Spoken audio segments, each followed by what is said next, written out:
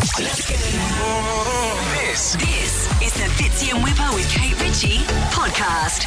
It is Fitzy and Whipper with Kate Ritchie for your Tuesday podcast. I choose you, Kate Ritchie. Oh, to do the show with you on this Tuesday. Still whipperless.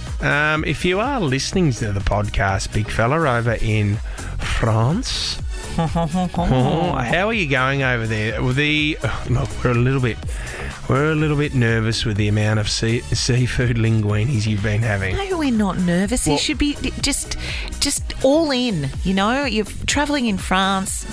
Do as the French do or something like that. Well, we had Hamish Blake's in the podcast today and nominated for his third gold Logie, and he was telling us that we've knocked off 2 seafood linguinis in one day. I think I told you that. For lunch and dinner? Oh, was that you? Yeah. Oh, you're going to claim it? That's what... No, I don't want to put Hamish in something that he didn't say. Oh, Hamish should be more than happy to own that one. But Whipper said to me before I joined the show, whenever he sends me text messages, don't ever tell you the contents of them. And now I've told you about the seafood linguine. Oh, no. And you've said it on the podcast. Oh, no. He's never going to text me again. Hallelujah. This is just... You know what? He's in heaven, and I hope you're enjoying yourself, mate, because when you're in your velvet oxblood brogues and you got a seafood linguine in front of you, you don't need anything more. I suppose your wife's there as well. You could focus on her for once, but enjoy. Okay, the big one today is who rocked up on the date, because there's over in China, this was a blind date. Kate's got a few blind date stories as well. She's been on quite a few. Yeah, so many. But there's someone else rocked up on the date that we found a little bit weird. You'll hear that in the podcast. The Fitzy and Whipper with Kate Ritchie podcast. I want to talk about the morbid. And some people are fascinated by this stuff. Here, I'll give you a couple examples before I get into this story. But do you want to read out this guy, Brent, down the bottom? Out Brent down the bottom, what he collects, Kate. All right. Brent S. Brent works as a nurse. What does he do? In critical care. He has over 100 museum-quality skulls and skeletons, and he says the oddest is a fetus a woman had carried around inside her for 40 years. 40 years. He collects this stuff. There's another one. There's Nicole. Now, she saves particularly interesting body parts from autopsies and restores them before displaying them in her home. How do you restore something from an autopsy? Including her own double uterus. Oh. That is unbelievable. This is what people do. Look at her. So this is a story of a former medical school morgue manager, and he's been charged. Unfortunately, he's in jail at the moment because he's a former Harvard medical morgue manager. His wife and 3 other people have been charged for stealing and selling human remains. Where is this? He and his wife, this is over in the States, Yeah. Harvard. So this is Harvard. So they allegedly sold the body parts, which included heads, brains, skin and bones, to buyers in Pennsylvania, Massachusetts, with some remains sent through the mail. Oh, so there's a big market for it. There's a huge market for it. You know who's another one as well I need to talk about? The lead singer of Korn. Do you remember this band, Korn? I do. It takes me back to my teens. This is morbid in itself, listening to a bit of Freak on the Leash. So that was Korn there. So the lead singer, Jonathan Davis, he sold it when he had kids. He met his wife and he started having kids. Yeah. But he collected memorabilia from serial killers. Oh, what did he have? Is there anything there? So he had a piece of art from Ted Bundy. You remember the clown killer, the serial killer who killed kids, John Wayne Gacy? He had a number of pieces that belonged to John Wayne Gacy. He's just... But like clothing and stuff, just to feel close to the serial killer themselves. He had drawings by a satanic serial murderer, Richard Ramirez, who was known as the Night Stalker.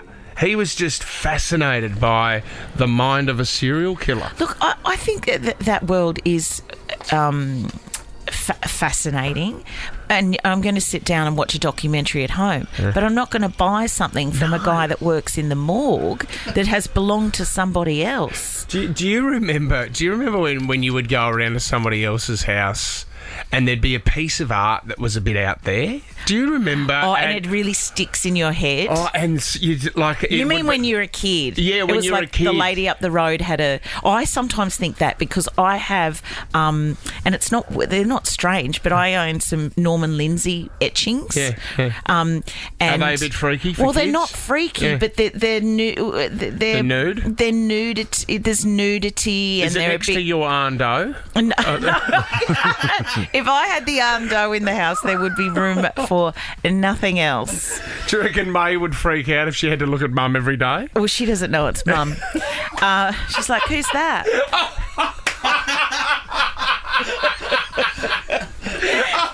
Anyway, I know what I shouldn't have said that. I know what you mean because it sticks in your head. Yeah. Like I'm worried that my daughter will, in her adult life, think, why did Mum have those weird paintings of the ladies with their boobs out? Yeah, I know. Yeah, and the eyes. The eyes follow you around the room. Yeah.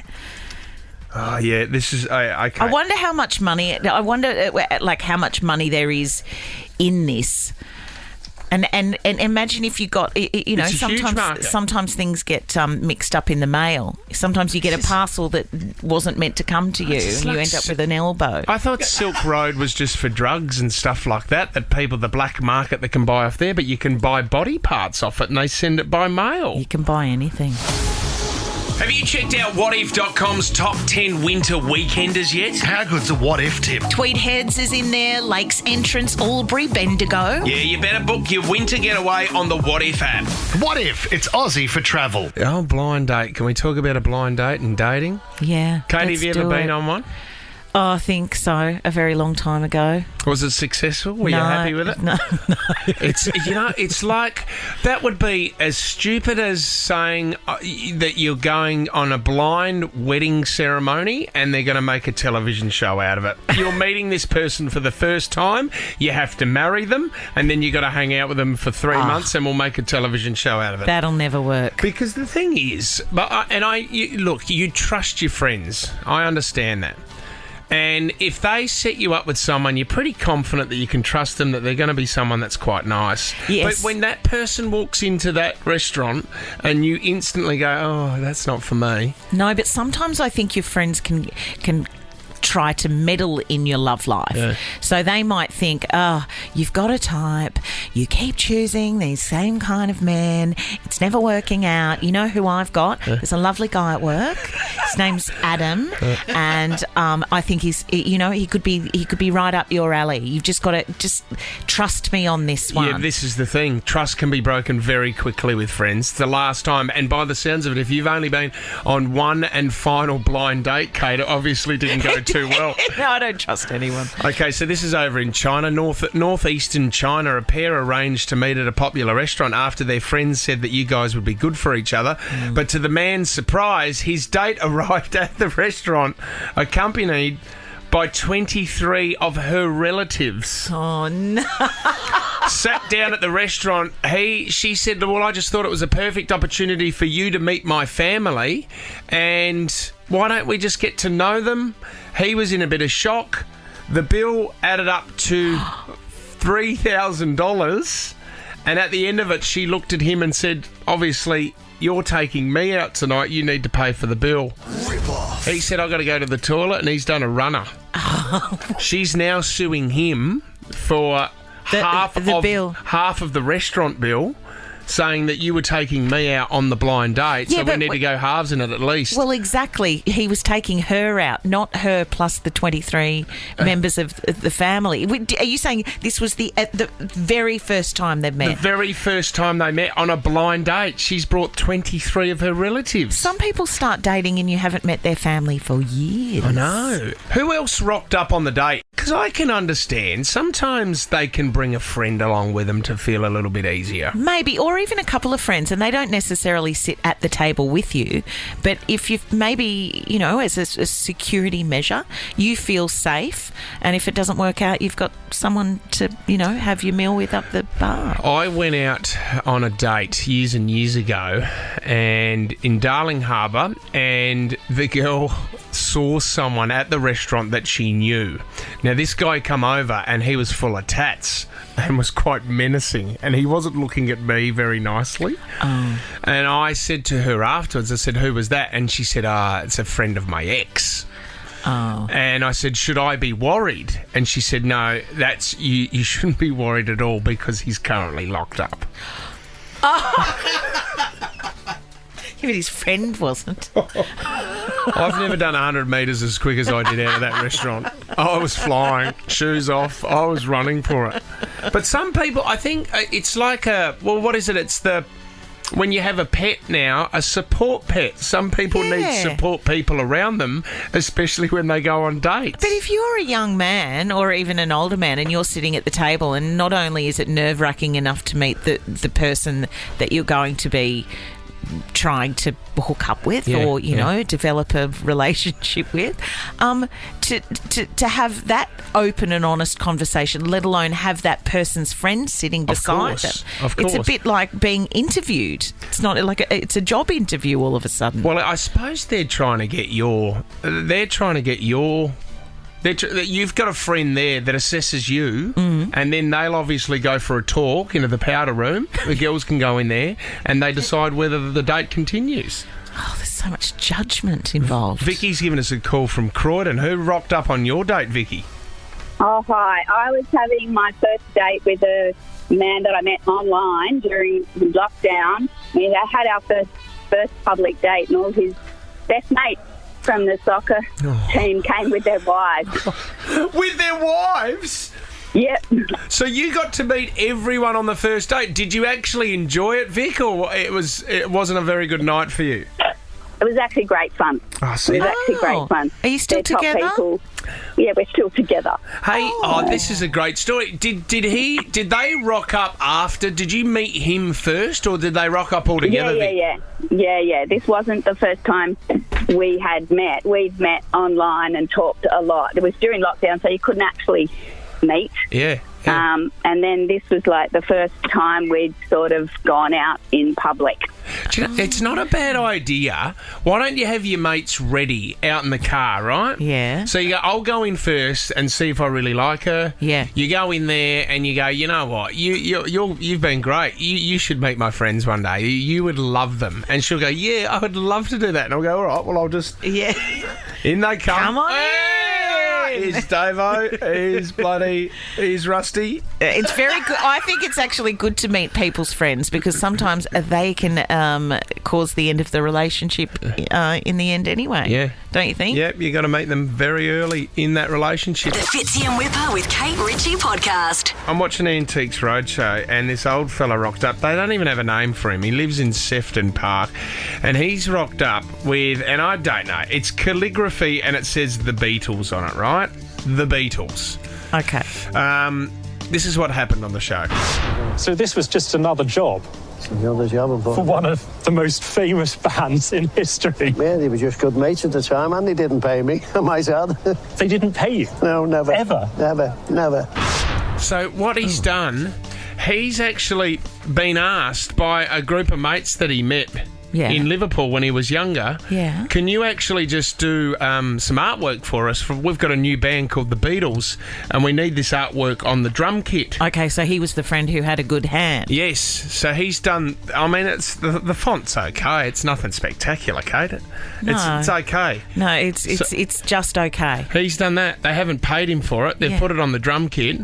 The thing is, though, 6 months later, he saw the band again as they were taken off, and his font was gone from the drum kit. They used someone else, and they didn't use his original Beatles writing. Yeah. They've gone with another font, and he hasn't seen them ever again. He met them at a party, at his 21st birthday party. The boys rocked up. He was really good mates with them. They never got paid. And is this a guy who doesn't have a name? He doesn't have a name. Is there the suggestion that maybe this entire story is made up? It could be made up. but can I just... I mean, I used to be friends with 4 guys who became the Beatles, and then when I saw the drum kit, my artwork wasn't there. It's valued at £16,000, so it's 30 grand. Really? Yep. That is the original Beatles right there. I thought that was really fascinating. I think it's fascinating if it's true. You can't prove it, though. I'm being cynical. Do you believe this guy? You need someone like Paul McCartney to come out and go, oh, yeah, we knew Dave. We were mates with Dave when we were younger. Yeah. Yeah. But surely they'd have people coming out of the woodwork all of the time saying this is Paul's signature on a coaster from the pub. He wasn't selling anyway. He was like, the guy said, well, you didn't make any money back then, but it's worth £16,000 now. And he said, no, well, I'm going to hold on to it. Well, what are you holding it on for? What, for a better offer? Because it's fascinating and he can put it on the wall and it's a great story. We're talking about him on the other side of the world. We are talking about him. The Fitzy and Whipper with Kate Ritchie podcast. Can we talk about a couple of rip-offs around Sydney at the moment? And Kate, I've spoken about this before because, all right, Five Dock, remember the Five Dock Bowling Club? And they were selling schnitzels for $46.70. That's just a snitty. That's a schnitty. Snitty? I can never it's a say tough it. One, isn't it? And I wasn't going to get involved and even say the word, and then I said it wrong. Can you get in your booth as well? Because you're not going to be happy with this. There was also the bowl of chips. That's up at the Brisbane pub. Bowl of chips for $12, but you had to pay $2 to get a side of tomato sauce. Oh, and I bet they came in a tiny little thimble.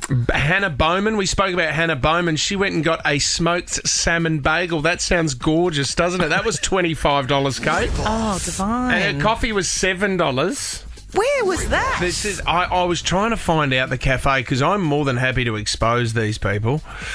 But this is the big one. Okay, so... Oh, man. Okay, so this is for a schooner of beer. Yep. A schooner of Stone and Wood. Now, Stone and Wood's a nice beer, I understand. I mean, it's not the best. What would you be paying for a schooner usually? God, you're paying in between, I would say, $8 to $12. $8 to $12, and $12 is the most. Okay. I mean, I'm a young Henry's man. That's a great beer, but this is Stone and Wood, right? The Stain Hotel, Matty de Groot's local... Yeah.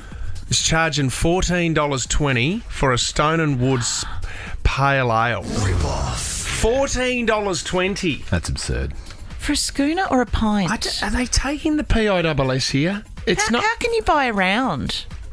Well, you just you go to the bar, you put and then you ask for how many, you walk back to the group. Practice. It's $14 is absurd, and Stone and Wood is the flavour of the month beer in the city. I would say if you're going, what are you going to get? Stoney's is a good place to start. But $14. Well, the Stone and Wood is the Byron, and apparently they were quite.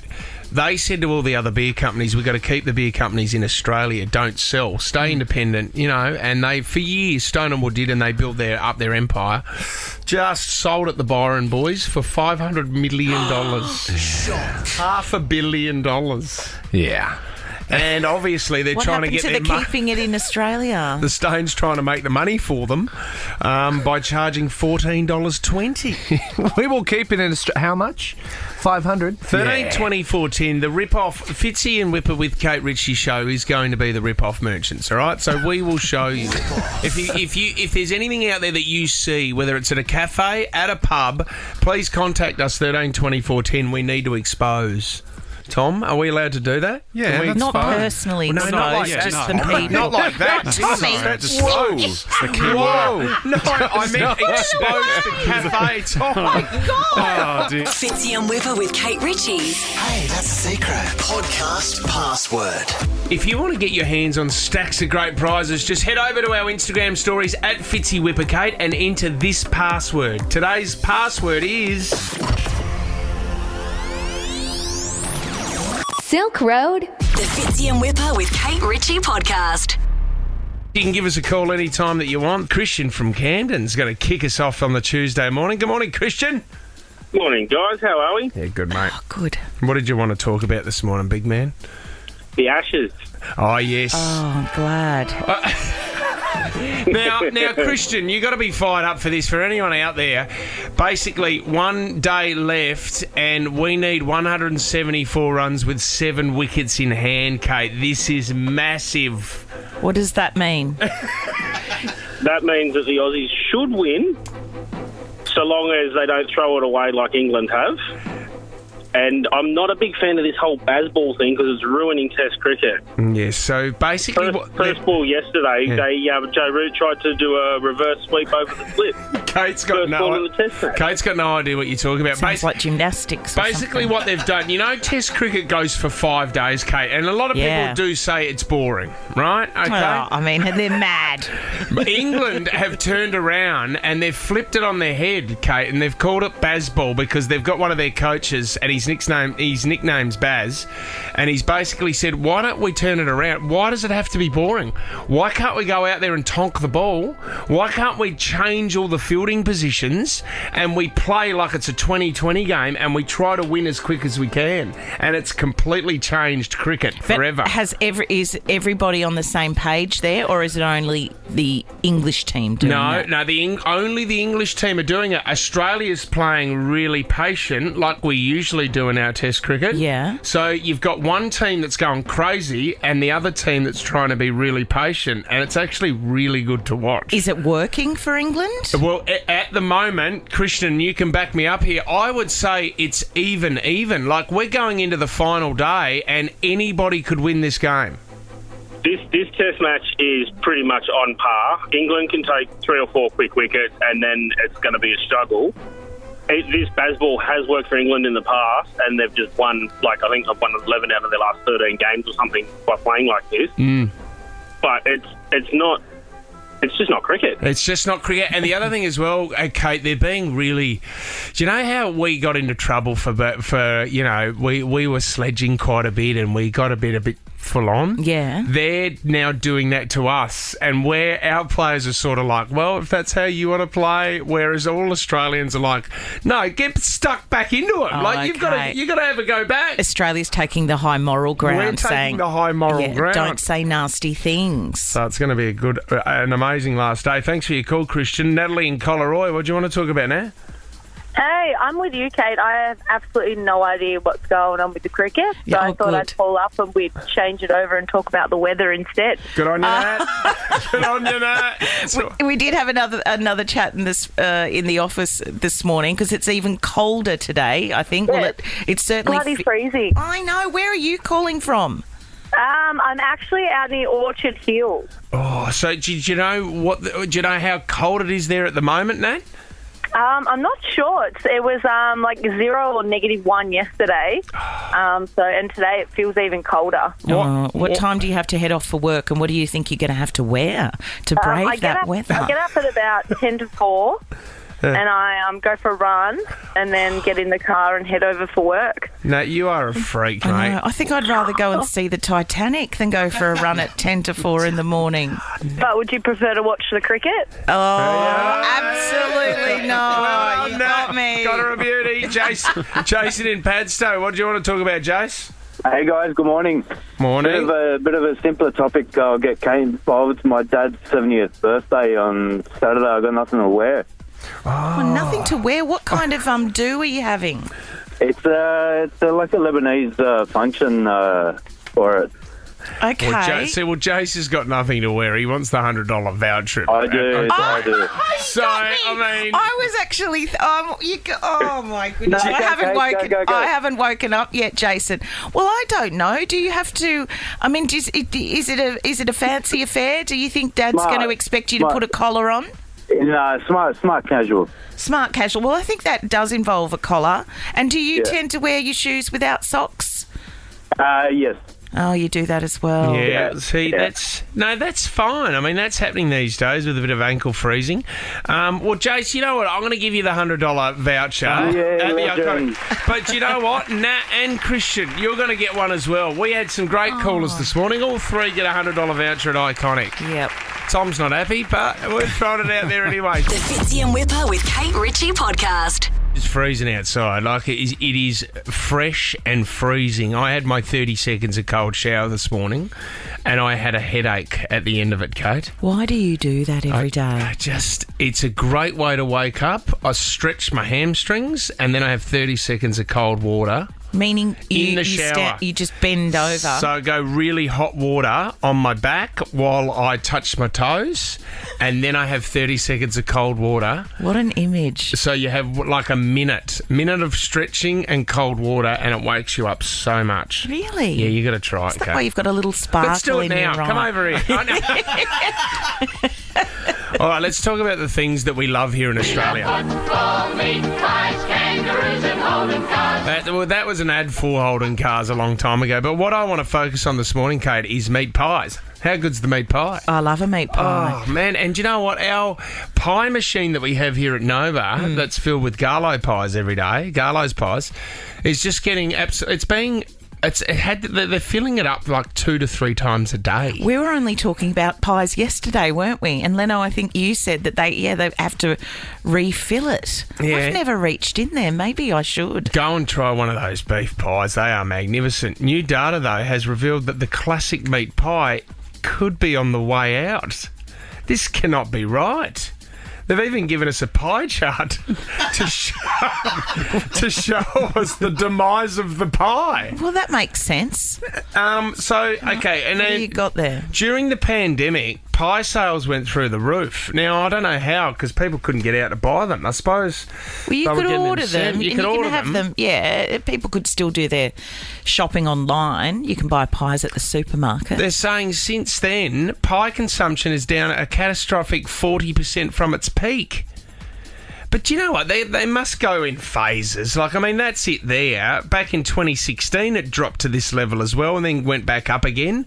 I mean, no one's going to be giving up the pie. I don't think so. It's a staple, isn't it? But maybe maybe there's something to do with eating pies in COVID, because there's something quite comforting about eating a pie. Yeah. And I know even during COVID, I would sometimes deliver, pastries and pies and things like that to people. When you started doing really good deeds. Yes. So maybe that's why pie sales were up as well. Good work, Kate. And I think people were making pies. Actually, do you know what? I'd love to hear if there is a tradie out there right now eating a pie for breakfast. 13 20 14. Yeah. And is it your classic beef, and how would it make you feel to see it go? And are you washing it down with 2 litres of Mother energy drink? That's what I want to know right now, because that to me is quintessentially Australian right there. Or a chocky milk, maybe. Has anyone else had a pie for breakfast? I mean, yes. Hungover, you love to have a pie for breakfast, don't you? I think sometimes a pie for breakfast is, not a 6 a.m. pie, but this is only what we were talking about. I think sometimes if you've had a bit of a sleep in, it's a cold morning, it's mid-morning, and you go to those bakeries that do all of your croissants and everything, but they also have the pies out already, and like a little chicken and leek. Oh, she's gone the leek. Yeah, I love a chicken pie. Who was the first person who thought leek in a pie would be good, but it just... The French. Oh, man. it was, wasn't it? Well, I'm guessing because, look, leek's amazing. That's my daughter's favourite pie, is a chicken and leek, because it's onion, basically. Yeah. Anthony in Camden, what are you eating right now? Tomato and onion pie, mate. That's my go-to. Oh. And what are you washing it down with, Anthony? 2 V's for $8 from the servo, $5.50 for one. It's a no-brainer. You got to go to 2. Let's go to Heath in Toongabbie. What are you eating right now, Heath? Oh, hey, mate, just having a steak and kidney pie, washing it down with a Rockstar. Oh, yes! That would be amazing for your guts. Oh, God. What's going to happen at 9 o'clock? And I'm worried. Heath, is that every day? Is that your tradies breakfast every day? Oh, not every day, but when I'm feeling it, I'll have it, and it's bloody amazing. That is amazing, isn't it? Like, it just... I think I said to you when I first started the show and I was coming here at 7 o'clock, I would sometimes stop at the service station. I think I even bought the Daily Telly on the way to work, forgetting that we had a newsroom.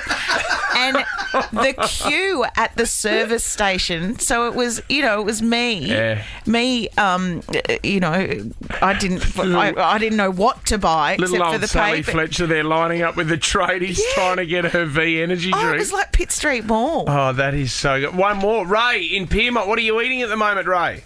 Mate, I would love to say I'm still eating my pie every morning, but the reason why that I believe pies have gone down in sales by 40%. My pie used to be $4 every morning. Yeah. Now they've jumped it up to $6, mate. Oh, They've thrown the pies up so much. Some places you're paying $9 for a pie. yeah, that's ridiculous, Ray. Have the petrol stations boosted as well?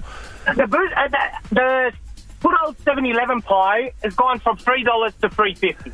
So, I mean, that's still okay. But, you want your gourmet pie with the tomatoes and the onions in it. So... Do you know what? Yeah, That's I what we're know. doing. That's what we're doing. We're going to the people. Ray he is not happy. There's honesty there. You can't pay $6 for a pie. It's way too it much. depends what kind of pie it is. I think Ray can even see the value of a gourmet pie, but you certainly can't be buying that every day, can you? Well, there you go. Well, fellas, you need to eat more pies. We need to get the consumption back up with pies. The Fitzy and Whipper with Kate Ritchie podcast. Now, I've said this before, but I don't like surprises. Or I don't do surprises. Who was that guy that sang that song? Well, it's... Axl someone. Axl Rose. No? No, Axl Rose was Guns N' Roses. Axl, the It was singer. Axl Whitehead. Yes. Was it really? I don't do surprises. Oh, Leno's found it.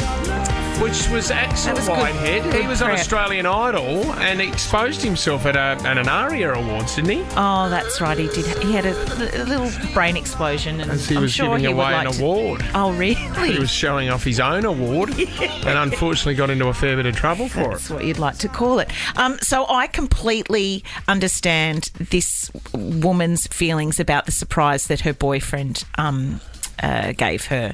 Now, he threw a party for her. Okay, she doesn't like that. That's Well, no. mistake. She knew there was going to be a party. Okay. Right?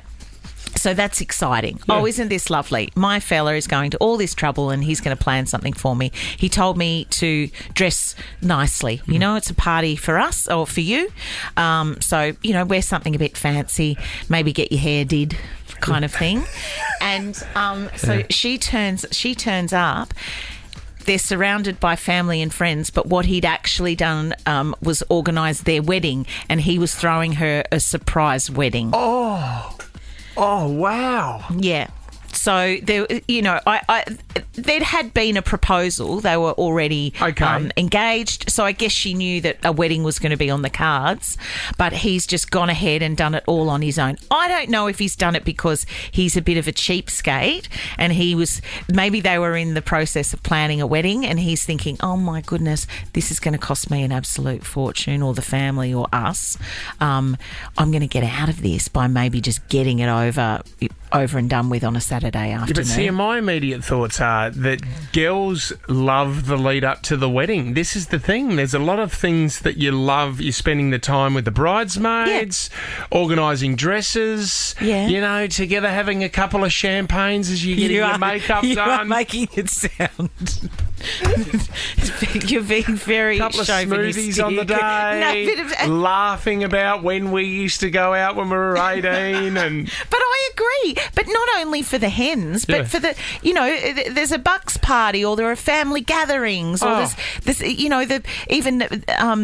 I'm guessing people still do gift registries. Like, there's all these things that you do together. I think if you're going to get married in a church, I would have thought you have to go and, do your classes and learn how to do it. She's got to be dressed appropriately as well. That's the other thing. Well, that's what I mean. I think he's tried to get out of it, and she's upset about it, get out of the cost of it. Yeah, gotcha. So she's upset because it feels like an absolute ambush.